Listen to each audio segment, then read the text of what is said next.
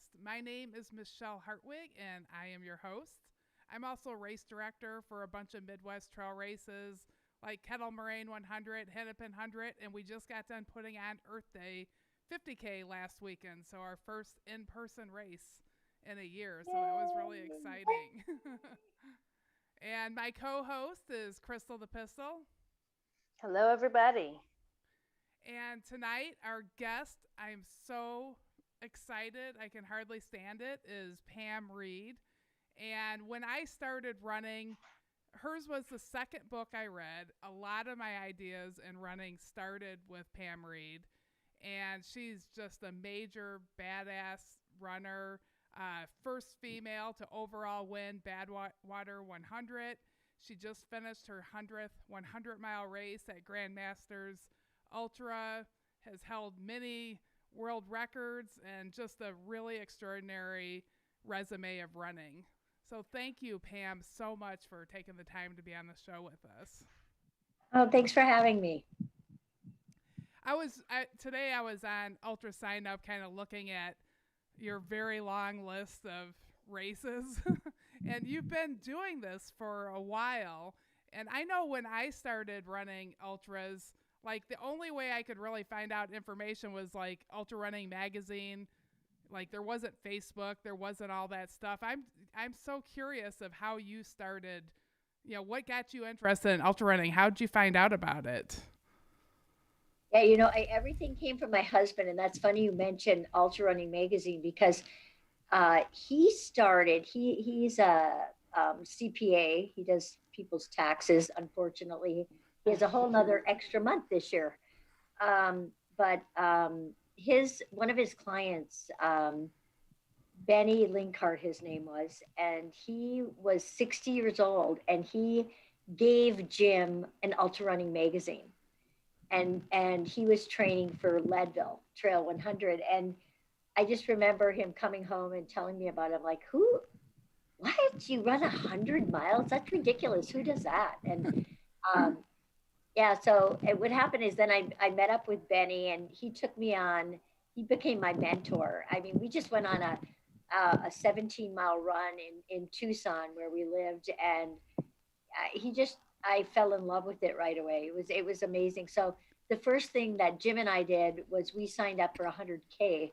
So we went from a marathon to 100K, and that was back in 1992. What 100K did you sign up for? It was called Elkhorn 100. It's in Montana, Helena. Oh, And I went wow. to, I mean, the first Helena, the first one I did, Jim and I got dead last. And then I went on to win that quite a few times. And I got to the point where I kept winning it. And I just felt like, oh, that's just the way it is. And all of a sudden, then it's not the way it is. You just kind of get used to doing a certain thing. And then obviously we all slow down. So yeah, that was cool. And then that that first year that we got dead last, then we signed up for Wasatch. So the same year in 92, we both did Wasatch. My husband Jim dropped out, and that was my first Wasatch. And I went on to do 14 Wasatches. Oh my gosh. That just blows me away. So you went from Elkhorn 100K to Wasatch 100 that hardly anybody's capable of finishing, and then you finished it. You obviously had some natural talent for this. Well, I guess I think my biggest talent is like hard, like I can just get it done somehow.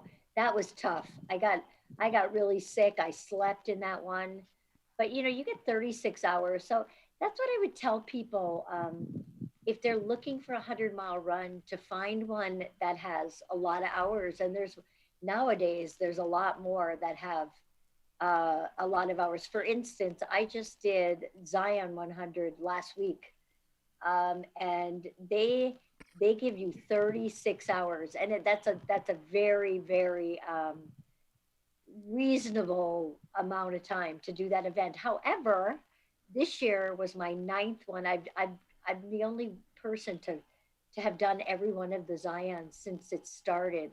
It started in 2011. So last year they didn't have the 100. So this year it was the ninth one. But they had the same kind of course, but they changed the configuration. And oh my gosh, I almost dropped out at 50. 60% of the people dropped out at 50. It was hot, dry. I don't know, but all the other ones I'd done under 26 hours. This one took me 30 and a half. But my point is you get 36 hours to do that. So that's what I would encourage people to, if they're going to do their first 100, to find one that you get a lot of hours, because otherwise you feel the pressure of that time limit, and it really, it's tough if you have that time pressure. Yeah, I can see that, but I'm thinking, I would look at Wasatch, you got 36 hours and, you get all that time, but you also got to do a lot of vert and climbs and technical. Like, I personally haven't done that. The hardest I think I've done is like Black Hills 100. Like, what would Wasatch, like, how hard is that coming from not doing it before? It's pretty difficult. It's got a lot of everything, like all the hundreds. I would put, I've done Hard Rock, I've done UTMB, I did a race called Mount Tour de Mount Rosa, which is in Switzerland. And if I was to rate those, I would say Mount Rosa is the hardest, UTMB, Hard Rock. Then I would put Wasatch after that. Hard Rock is 33,000 feet of climb, and it's just you're up at 11,000. That's the average is 11,000 feet, so that's really hard. I'm just kind of, I'm lucky where I don't mind climbing. So I've done okay with that, but yeah, you have to be able to move. That's for sure. And as I mean, I just turned 60, so it's getting, it's definitely getting harder. Well, you did very well at Grandmaster. You won Grandmaster's Ultra, and I looked at it today. I think it was like 25 hours, was it? Yeah, and yeah, that was runnable. And again, I have these days where I've been really lucky where I can, if it's a runnable course, I can run. Like I can actually do some 10, 9 minute miles. Where you get to, and I was doing that out at Zion and part of it, but Zion, I got really dehydrated, and when you get to a Hard Rock, um, there's not a lot of that going on for me anyway. But for some, it's just incredible how ultra running has changed now, right? I mean, the younger, there's so many younger people, and they're really fast.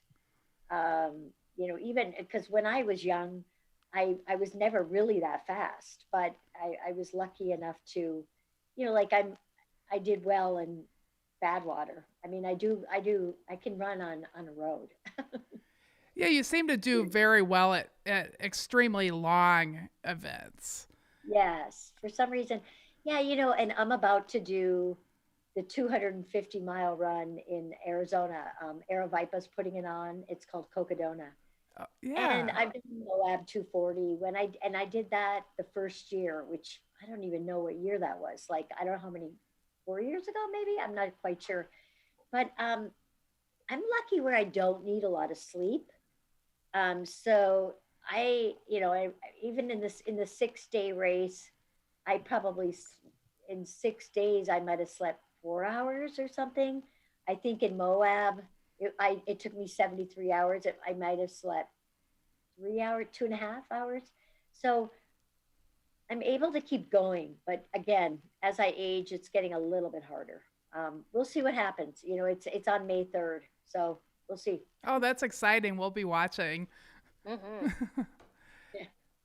Yeah, and I love how you talk about how ultra running's changed and that one thing that I remember from when I first started, and you started way before I did. I was probably like 2007, something like that. Like there really wasn't Facebook and there wasn't groups to learn from.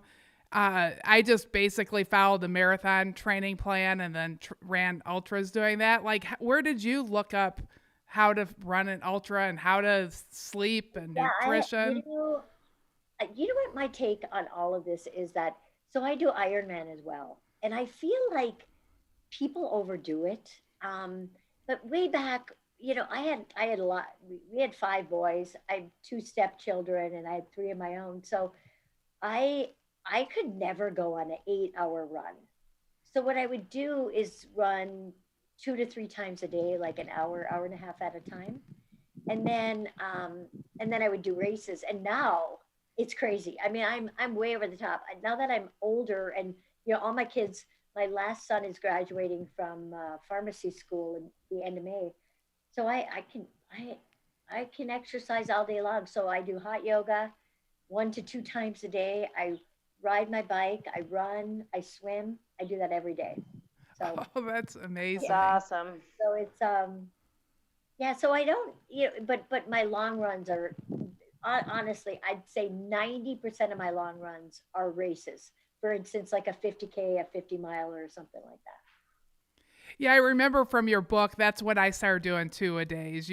I remember, I can't remember how many miles it was, but like you did 6 miles in the morning and like 6 miles in the evening or something like that. And it was such a great way to get the miles in for the day and help build up.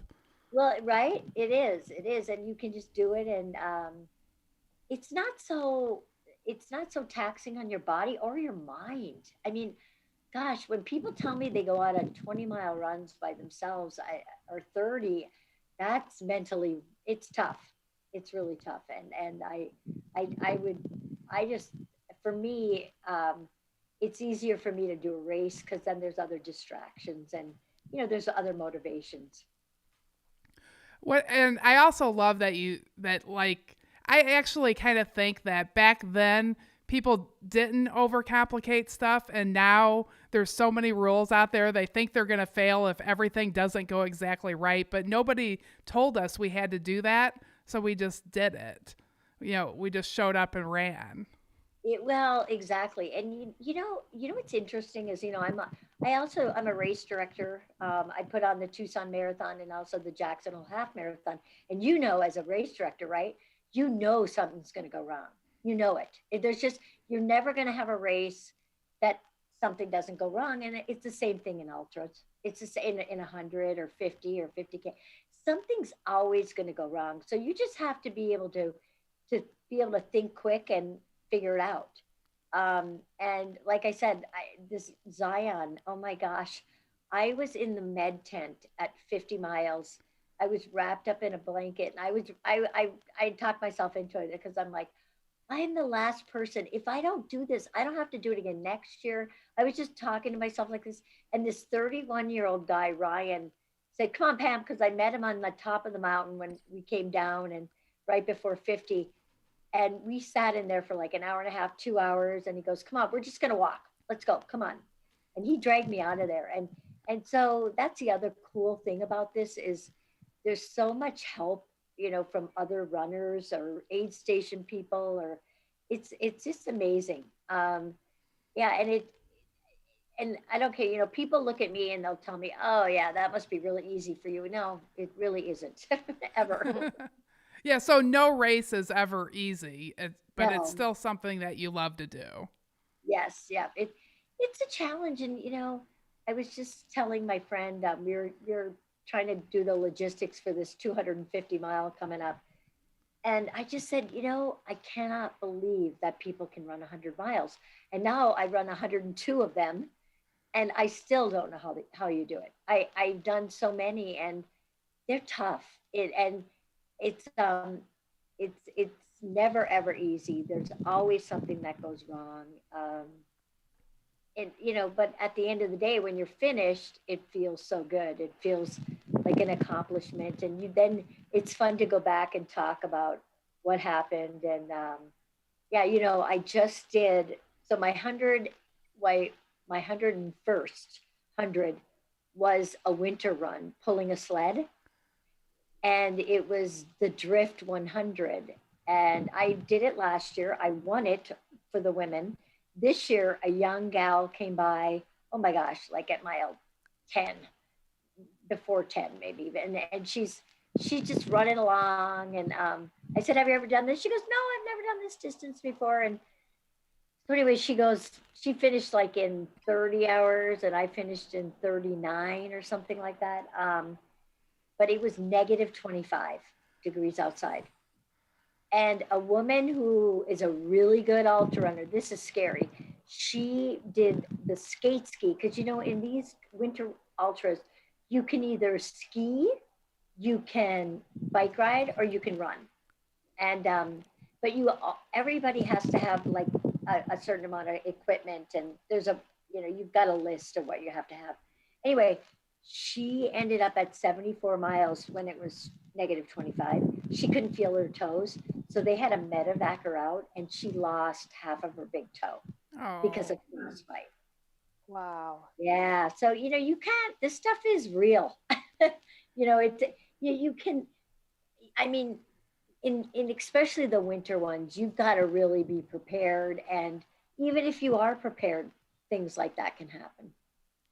Yeah, I personally think the winter ones are more dangerous. When I went for like hat runs, it's like, well, if I get in trouble, I can just walk. But you do a cold run, you can't walk because that will kill you. Oh, it was just, yeah. You just have to keep moving, and it's a whole different ball game, that's for sure. So, and you live in Scottsdale, Arizona. How did you train for this? No. I live in Jackson Hole, Wyoming. Oh, okay. So you're visiting I have Scottsdale. a house here, but I think we might be because we don't get to come enough. So we'll see what happens. But I love the desert, but my husband loves Wyoming. Well, So they're right now both I'm in great. Scottsdale for like hopefully 10 days or something.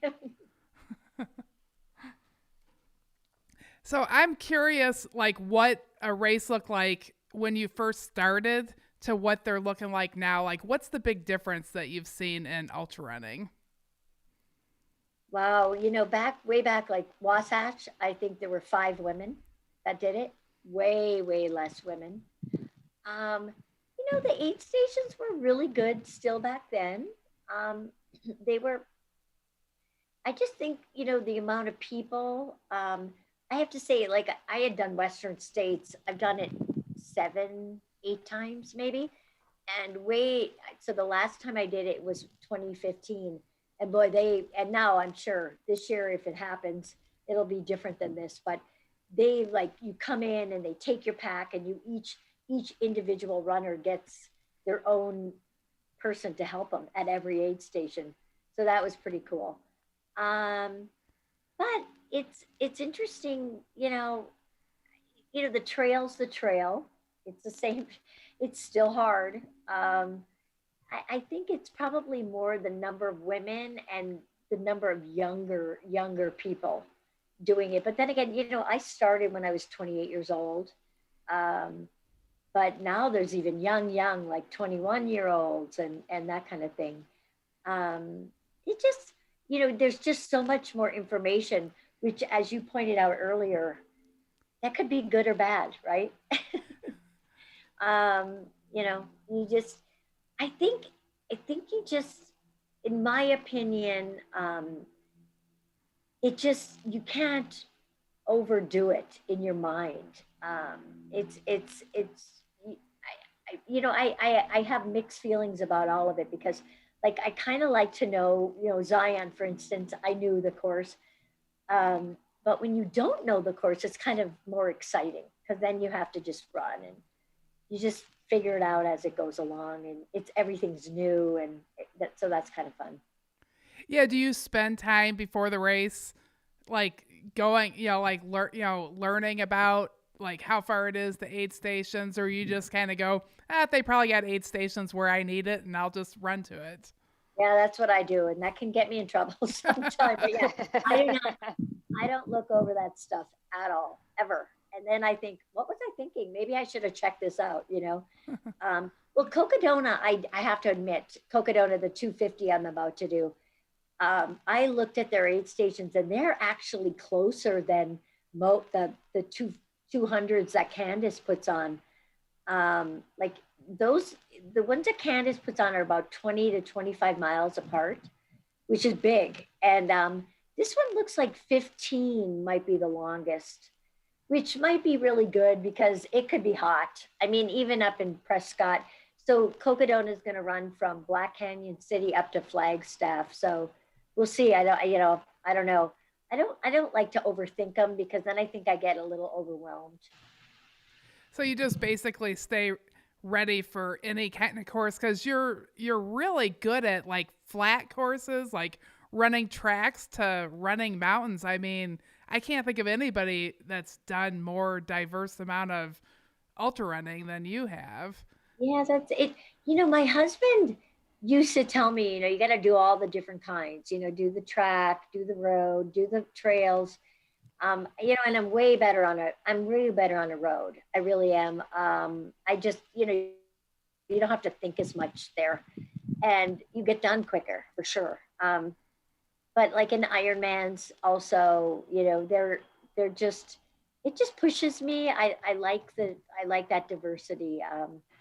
You know, it's yeah, I don't know, and that's I try not to think about it. If there's a hill, I'd rather if the hill is there, it's going to be steeper than this gradual stuff because that's hard. That's a grind to go up a gradual hill. Yeah. Yeah, I understand that. Do you have you I love that you have so many different sport. I mean, I can't believe how much stuff you're interested in doing and you wake up every day and get to do all that. I'm super happy for you. What's your favorite?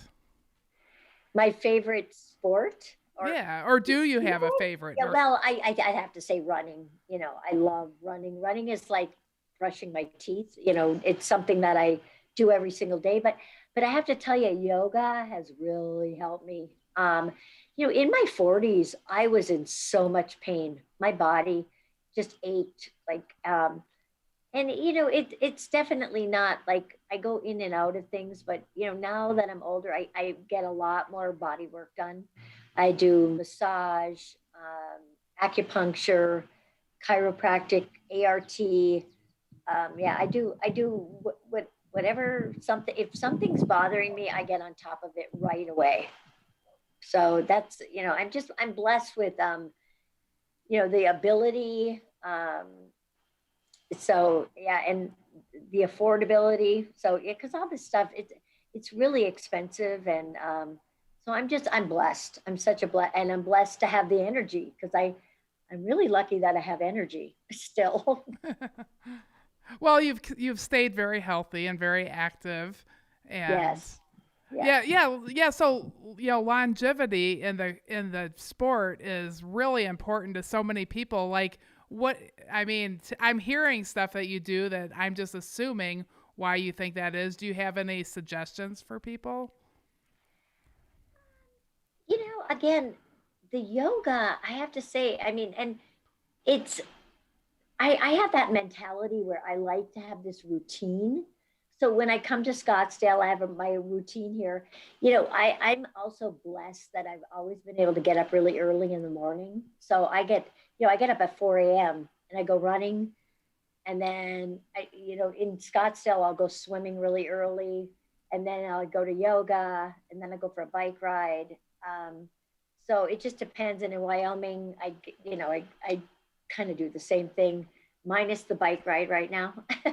but but yeah, so I guess I have my mentality, and again, it is the energy level because sometimes when you're tired, you don't feel like doing all that stuff. So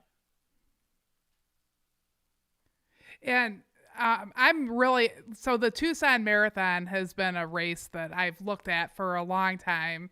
And I'm sure that I first started looking at it after reading your book. I don't remember for sure, but I think I remember it was part of the book talking about that. And can you tell us about that race and what that course is like? yeah, interesting because I have never been able to run it, but I got to run it last year. But the ironic thing is, I fell at my house in Wyoming in October, and I cracked my L3 in my back. So I, of course, I went to the doctor, and he told me not to do anything for like 8 weeks. And I'm like, why do you have to wait for 8 weeks? Who came up with that number? And so anyway, like 4 weeks later, I did the Ironman in Cozumel. And then just a couple weeks after was the Tucson Marathon. And so I talked to my co-race director, and I said, you know what, I'm going to run it this year. And I was really slow, but I'm telling you, I love the race. It's a lot of downhill. It's a gentle downhill. Right now, because of the configuration of the race, we are trying to get it way more downhill. Because in the very beginning, when I first started it, I designed it after the St. George Marathon. So St. George, the neat thing about St. George is the last 10K is like screaming downhill. So you got to really have your legs, you just have to, you got to train on downhill. But for me, and I think for an not an average, but like a Boston Marathon qualifier person, these kind of races are really good because it helps you. You can run faster for sure, in my opinion. So Tucson, we had to in the years there's an out and back from 10 to 13 or 10 to 14 where it's a little up, a little grade up and a little grade down, but still it's such an amazing course. And on the left hand side of your run is the Catalinas, and it's just amazing. I just think it's, and you know what else that I like about it? It's not really big. So like when you run, LA, New York, Chicago, any even San Diego, you're running with so many people, and this way there's not a whole lot of people out there, so you actually can run. And when you're running a marathon, in my opinion, you have to kind of concentrate. And I get lost when there's so many people there, but that just personally for me. But I personally, I like downhill, and that's what I like about Tucson. And the weather, 99% of the time the weather's amazing. It gets to be a high of what, maybe 65, 66, something like that. That sounds amazing. Is it Mhm. St. George, I believe, isn't that a point to point? Is It's a point to point. Tucson as well. Yeah. Okay. So you take a bus ride to the start? Yes. Yep. Yep. And what time does the race start? It starts at 7 a.m. Yeah, so it's not too bad, but you still have to get up early because you gotta get your car. We have a host hotel, which is the Hilton, so you get to, if you stay there, you just get from your hotel room, you get in a bus and get bussed up to the start, and then we'll bus you back there. But otherwise, you have to park at a parking lot and get in a bus and then go up to the start, and then we'll bus you back to that parking lot. So where does it finish at?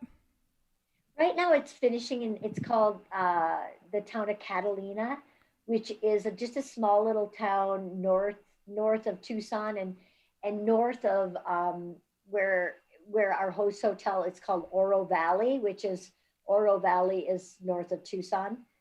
And yeah, just a cute. We finish at a fire department, and it's really nice.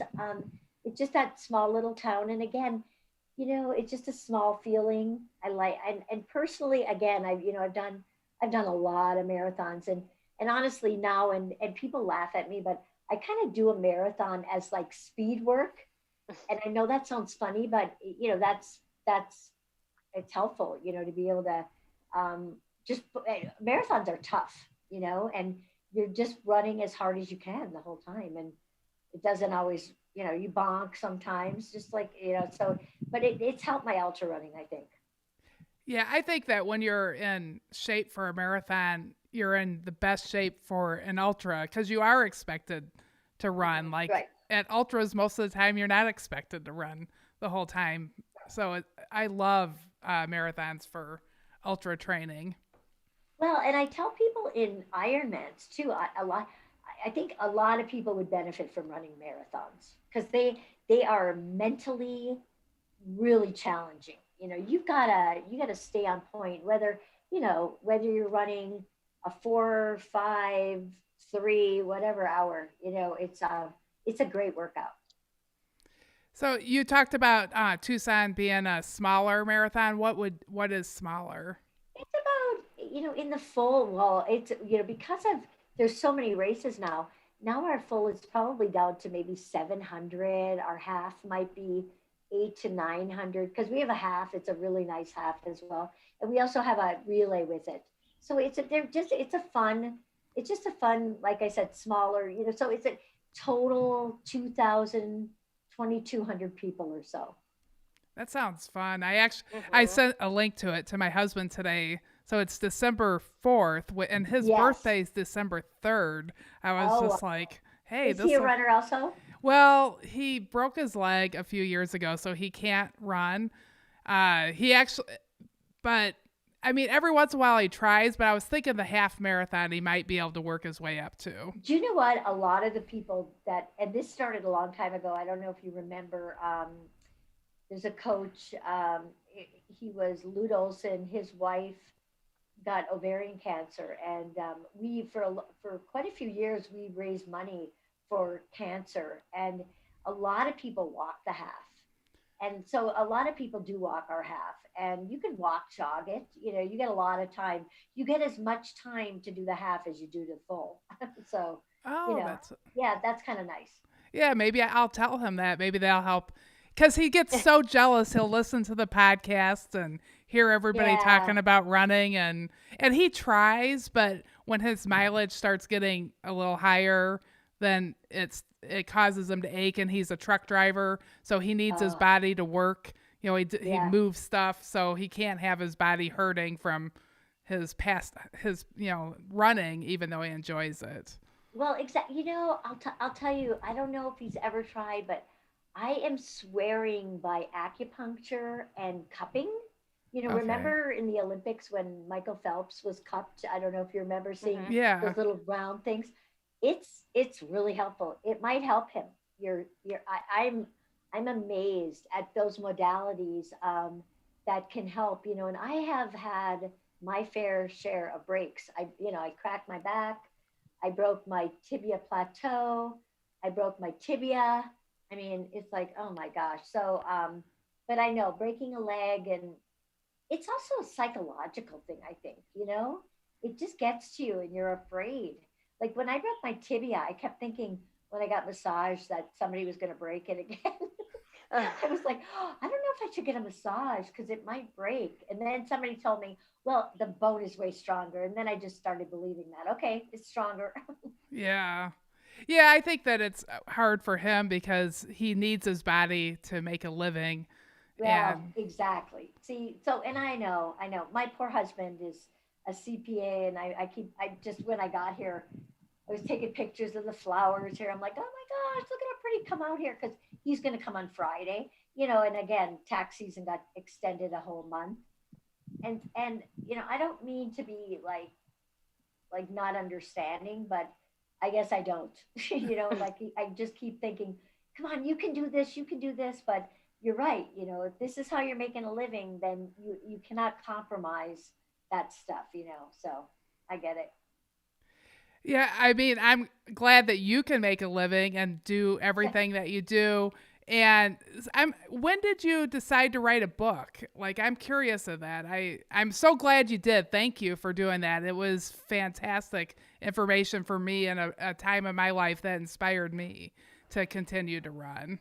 Yeah, it's funny.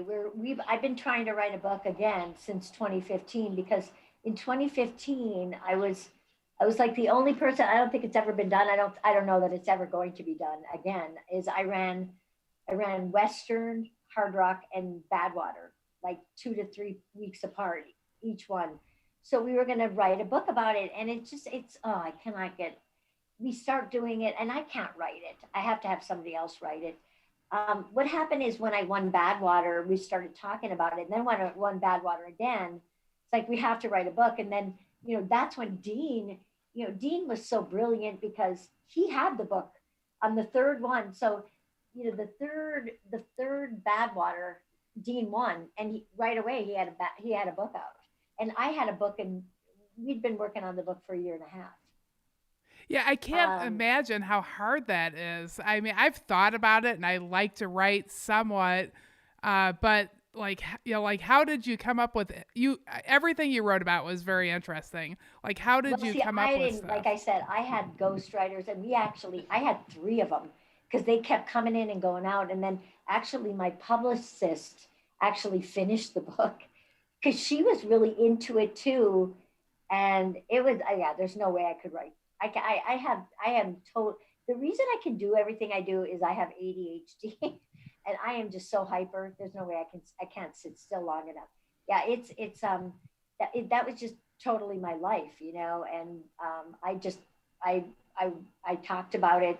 I would, we did videotapes on it, or not video. It really was more audio, and I just, they would ask questions, and I would just talk about what I do, and um, that's how it happened, and that's kind of how I want to have the next one, because getting older, it's interesting, and because I'm a competitive person, but I'm not competitive really anymore. I mean, I can, like, again, the drift, I got second woman because there was only 35 people and, six women or something, so it's not, it's just a whole different ball game. And I do this because I love it. And you can't really, even when you're at the top of your game, what I found out is you can't really worry about who else is out there. You have to worry about what you're doing.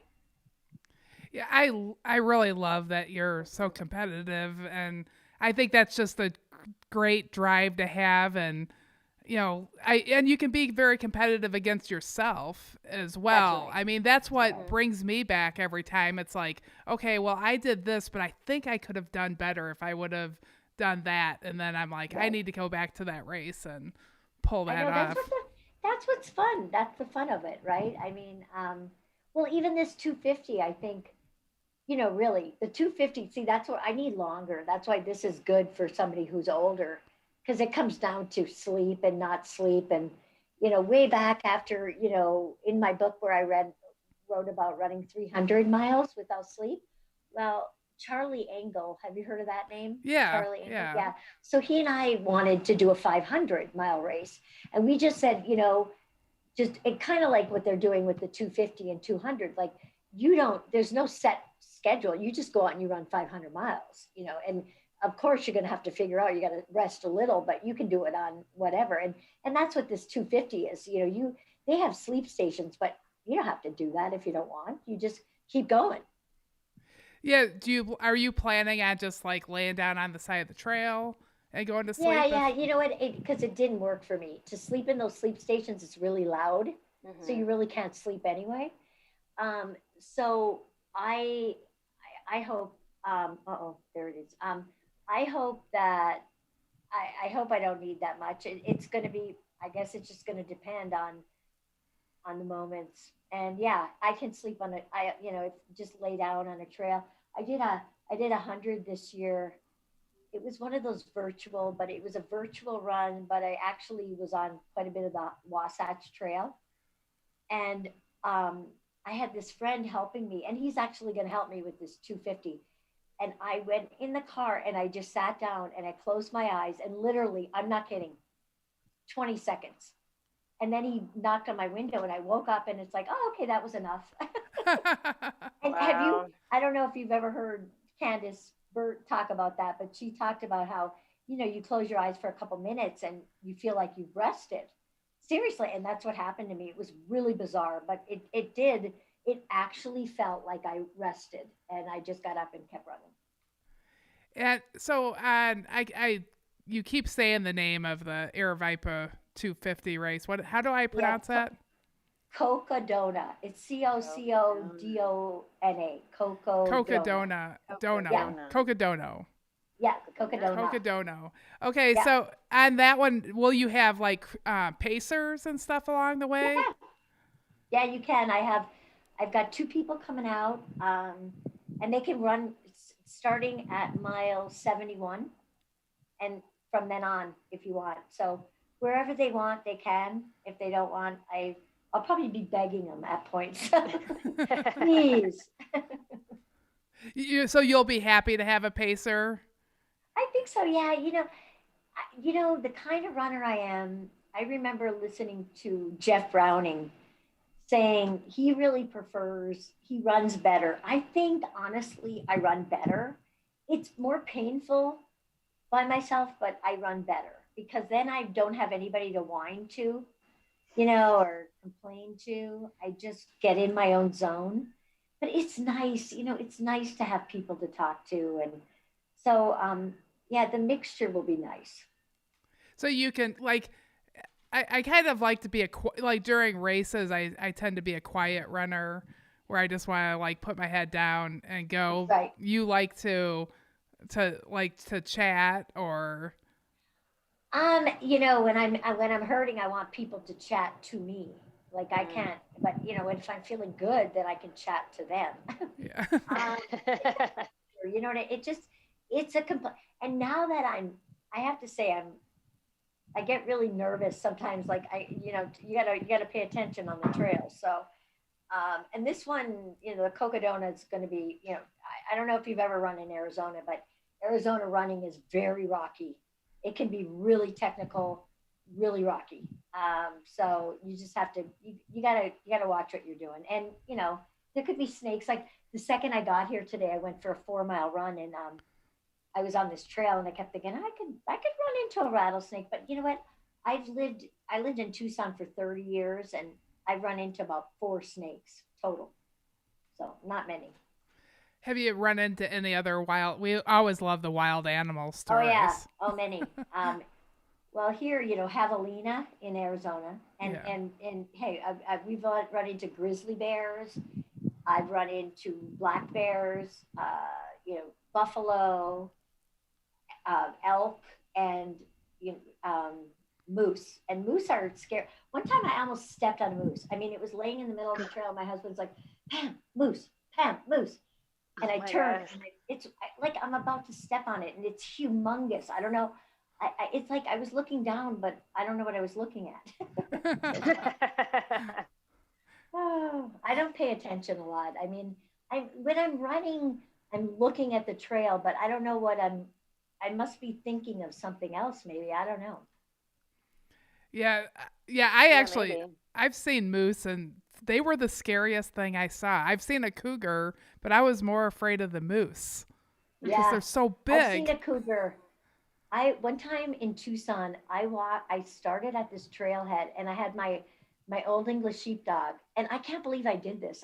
I just walked and it walked across the trail, and I just followed with my dog. I followed this cat, and he just went up on top of a tree branch, and his tail, they're like 5 feet long. Yeah. And then I made the mistake of telling somebody, and then the game and fish came out, and I don't know. I don't think I know they didn't kill it, but Yeah.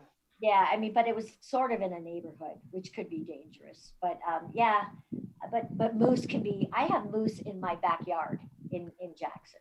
Yeah, so it's really cool. Yeah, that's That what. is Yeah, I cool. imagine in Jackson, like, so the grizzly bear. What do you do when you come on a grizzly bear? You die. No, you scare.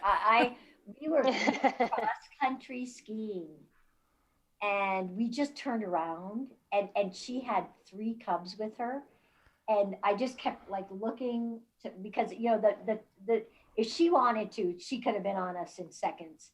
I just a couple days ago, I just saw a grizzly bear. A guy died from a grizzly bear attack Oh no. near West Yellowstone. So they are very dangerous and they're very very fast. So you have to you got to respect all these things, and but you just never know when you're out in the wildlife, and we do a lot of we go to but there's a lot of grizzlies is in Yellowstone, and we do training runs there, and you just have to be careful and have bear spray. Do you run alone or do you? Not very, I used to a lot more than I do now. And when I do, I do still I do these shorter runs. I'll do some like in the Tetons. There's a run. I went on a 20-mile run, like, and I met my husband at the end, but that's far and few between. I mean, these days, I mean, in since 2020, the beginning of 2020, I have run 12 100-mile runs. I've run actually, yeah, I'm about to, no, wait, no, I 13. I've done 300s this year already. I Wow. I'm too tired to run any longer. My 100-mile runs are enough. And I've got, I got Cocodona coming up, and then I have Bighorn at the end of June. I have Hard Rock in July, and then I have Run Rabbit Run in September. So yeah, I have a lot. It's a lot. Wow.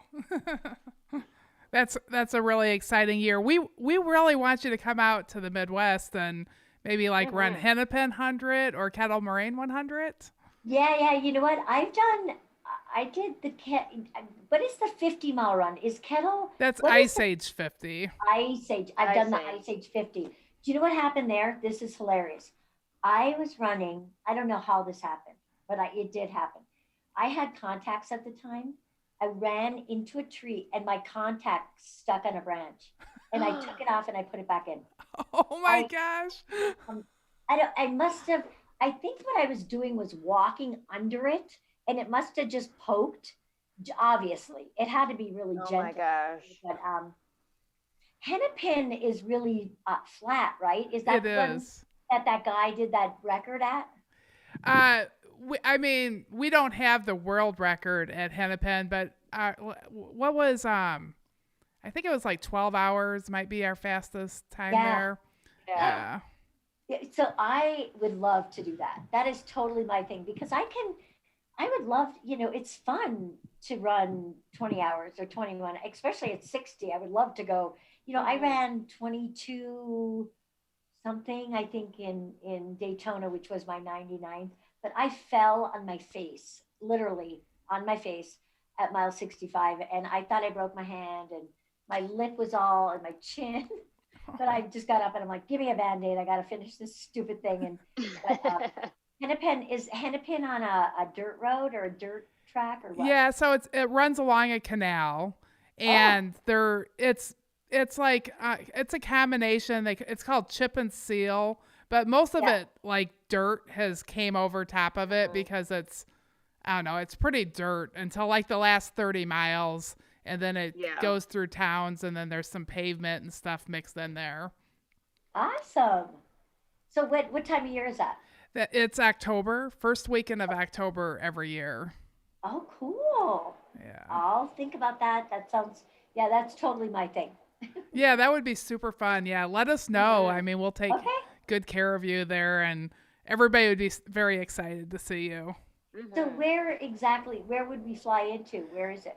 Chicago. You fly. I personally think Chicago would be the easiest to fly into. It's about an hour and a half outside of O'Hare. Do you think that's right, Crystal? Probably more like a couple hours. Probably 2 hours. Yeah. But it's all like just a straight shot, like a pretty easy road. Once you get out of Chicago, it's a pretty easy straight road there. And oh my gosh, that sounds so awesome. Yeah, that might work. I mean, I have, like I said, with all the Iron, like I said, I do Ironmans as well, and none of the Ironmans happened last year. So I have all these Ironmans this year. So I've got a couple in November. I have Arizona, Florida. Those are in November. And then I have one in September. So I have nothing in October. Oh, cool. Yeah, I think I could do 100 in between all those things. There you go. Well, I'm kind of thinking heading out to Tucson in December. Right. Yeah, for sure. Let me know for sure if you're going to, that would be so great to come. I mean, it's really a nice race. It really is. Yeah, I'm really excited to hear that you can walk, because that might be my husband was saying like wanting to buy bikes for him and I to bike, since he's thinking he can't run. And then I still send him this thing. I saw the half marathon. I'm like, ooh, I bet you he might be interested in that. So what can I tell him? Have him do the walk run. And, I mean, it's like this, you know what I say? The kind of course it is, it feels like somebody's blowing your back, just blowing you down. It's so nice. Yeah. So he would do it. That would be cool for him. I think he would totally really like that. Yeah, and he likes the Tucson area. I know. Oh, good. So. Yeah. And plus, it's his birthday. Like, it's the day after his birthday. So how old is he going to be? I'm not sure. Let's see. 57 57, maybe. Hopefully, I'm not wrong. He's a little bit older than I am. Okay. So that's really cool. Is there something, we've also got the Ornery Mule Stubborn 5 we do, but like, was there anything that we didn't ask you about that like you have really exciting going on? I was going to ask you like what you have coming up, but we talked about that. Is there anything that you wanted to share? Oh, I just feel like way back when, I've done Leadville, I don't know, 7 times, and the race director, Ken Klober, I think his name is, he'd always say, you can do so much more than you think you can. And that's what I would tell people, like you really can do this stuff. And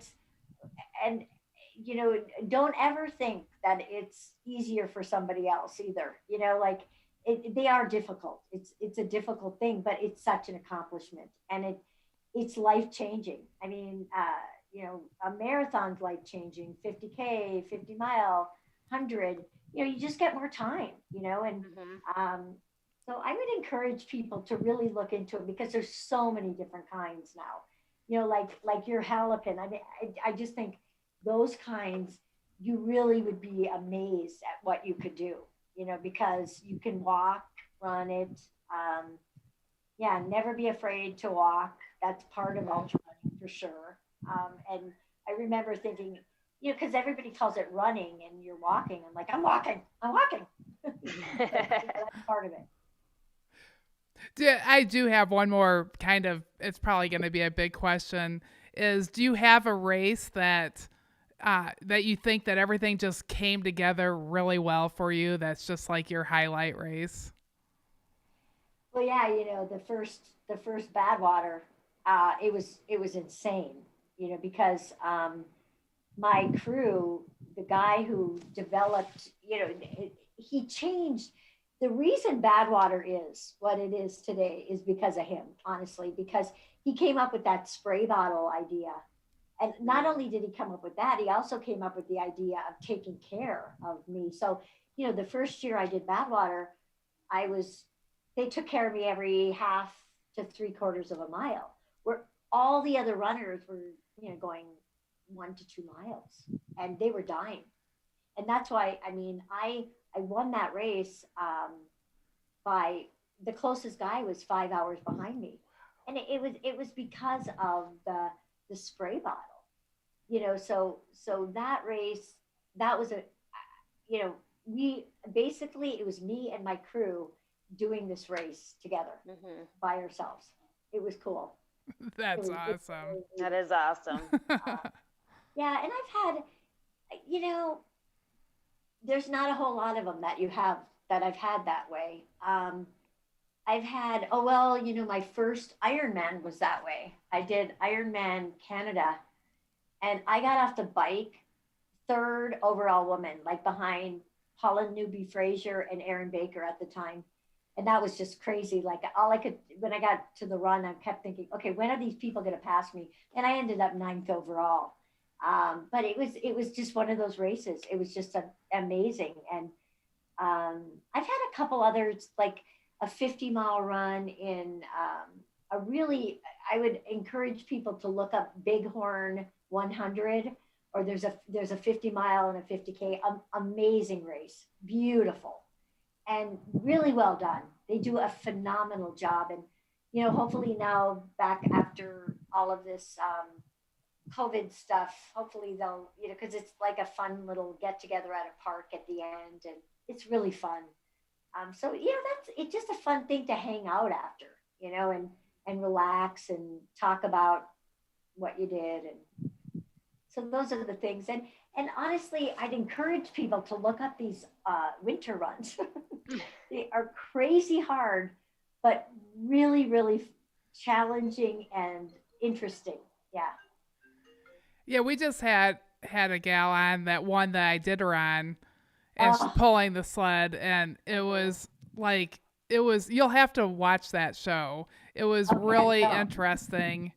She had done it the year before, and then what she had learned, and came back the next year. What distance did she do?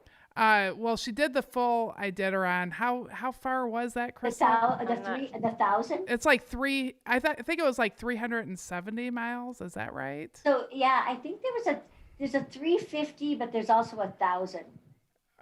So maybe she did the three, or maybe it's 370. I don't know, but yeah, winter runs are really interesting because this gal that just was at the race I was at, we were talking about how your hallucinations in the winter are much greater than in summer races. You just see a lot more. Like I saw people in shorts and snowmobiles and nothing. They were trees. It's so bizarre. Oh yeah, that's always a good question. Like, what's the best hallucination that you've seen? Well, that was it. You know what? So in the drift 2 years ago, this guy thought he saw a grizzly bear out there, and I'm like, no, that's not a grizzly bear. And then we decided that it was two, not penguins, um, turkeys. Wild. We thought they were wild turkeys, and then another, and this guy who lives. This is in Pinedale, Wyoming, and we're on the Continental Divide. He goes, there are no wild turkeys on the Continental Divide. So I don't know what it was. That's so always I've fun. seen giant like tigers that are trees, and it's so crazy.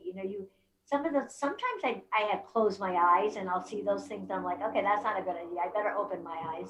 But winter ones, my eyes are wide open, and I'm looking at, and just like I said, snowmobiles, men in shorts, women in shorts, bikinis, and it's all just trees with snow on it.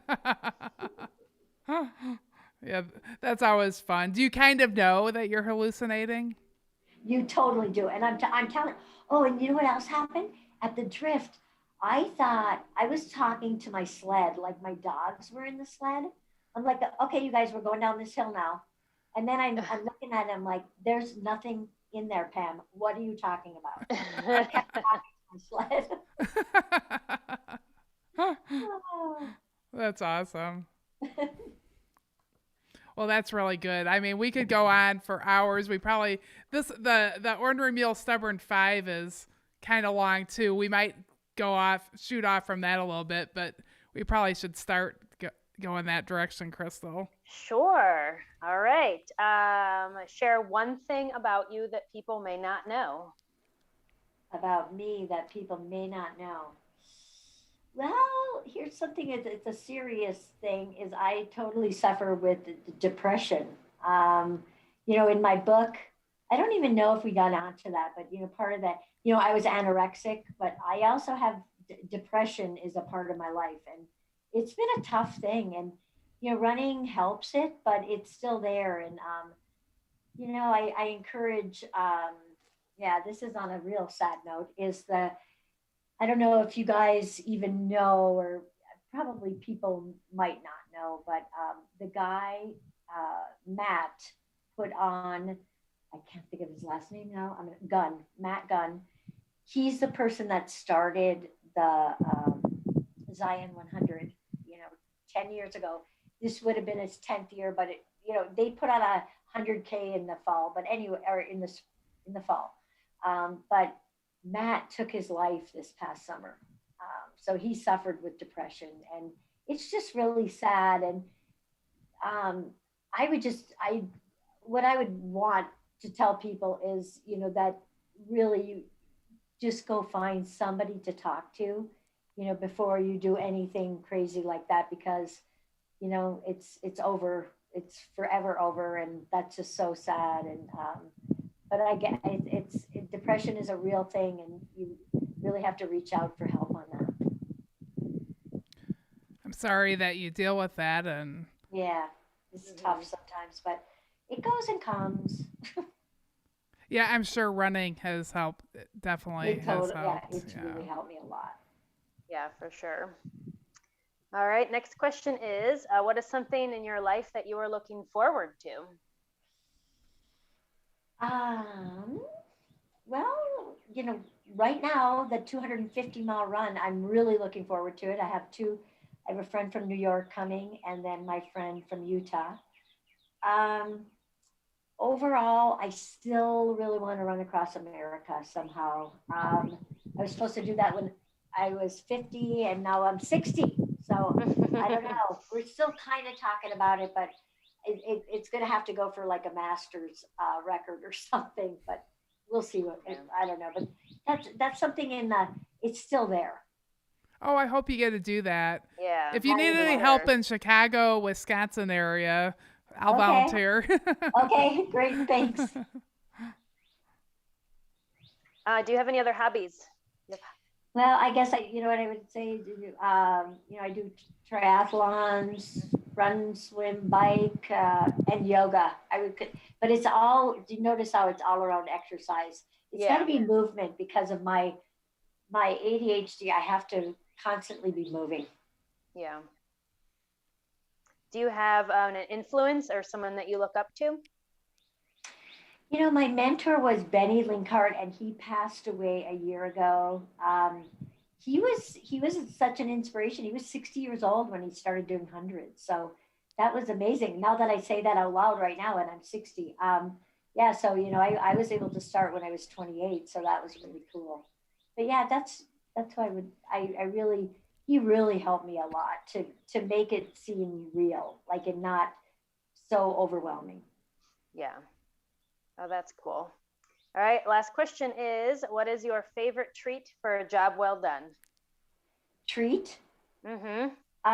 You know what? I have this thing that I look forward to have a beer at the finish line, and I'm always like thinking, and sometimes I feel so sick. I was like, oh, I gotta have a beer, and I'm like, oh, I don't really want one. But now, when I was on a 24-hour team a long time ago, and we were in the Czech Republic, and the Russian women, their coach was having them drink beer during the race. So I actually put those in my drop bags now because it helps because of all that, the sweetness of uh, the electrolyte drinks. Sometimes just like a drink of that settles my stomach, and I don't know if it's a malt or whatever, but yeah, it would be beer. Wow, that's a nice trick for your drop bag. Yeah, that's cool. Well, like I said, a couple drinks of it settles my stomach because I sometimes you just don't feel great, and it helps. So I don't know. That's awesome. Well, thank you so much, Pam. Yes, it's you. been a huge pleasure. Is there anything else, Crystal, that you were wanting to ask? No, I don't think so. I think we've covered a lot. I feel like I need to be running more 100-milers though. Yeah. It's fun. Hundreds are here's the thing, and I do this with hundreds and I do this with Ironmans. The more you do, the more you can do. They become smaller. Because if the less you do of them, they're really big in your head, right? I mean, they just become like, oh my gosh, I'm going to do this. And, once you do a lot of them, all of a sudden, first of all, you got your bags out there and they're all ready. They're ready to go. Yep. Mine have been ready to go for a year and a couple months. and Ironman, I haven't done it. So now when I haven't done it for a while, it's big. It just feels so big in my head, like, how am I going to do it? And then you do it and it's okay. Yeah. So that's what I would say is just, go out and do it. And there's so many of them now. Well, thank you, Pam, and good luck at I'm gonna forget the name again. Cocodona 250. Yeah. Thanks. It'll be fun. And you know what? You guys should seriously, anybody, I would recommend people to try a 200. It's a total adventure, and you have so much time that you'd be surprised how much you get to enjoy it more than, it's funny because it's almost like I'm talking about a difference of a half marathon and a marathon or something, but you have a lot more time. You get to, chat longer at the aid stations, and it's a really cool experience. And I would recommend them. And Candace did an amazing job on hers at Moab, and I'm really looking forward to this one to see more of Arizona. So I think I'd look into them for sure. Yeah, that's great advice. Mm-hmm. So, and yeah, thank you to my son over here that takes care of all the technical stuff, and to Coach Loretta who set all this up for us. And and enjoy your time in Arizona there, Pam. Yes, for Thank sure. you so much. And Nice to talk to you, and I'll let you know about Halipin, and email me. Get my email and email me, and I'll send you an entry to Tucson. okay. Oh, Yeah, Thank cool. you. I'm gonna have to Okay, tell sure. my husband, and he's gonna Yes. have to go now. Yes, cool. I think we just planned his vacation. Yay! Awesome. happy birthday, Royal. Yes. Well, thank you so much, Pam. I'm super excited. I mean, It'll be fun for you to see it. yeah, please stay in touch with us, and if there's anything that you need, ask. And Okay, cool. so, Thanks so much. okay, Thank thank you. you. Okay, Bye, bye. everyone. Bye.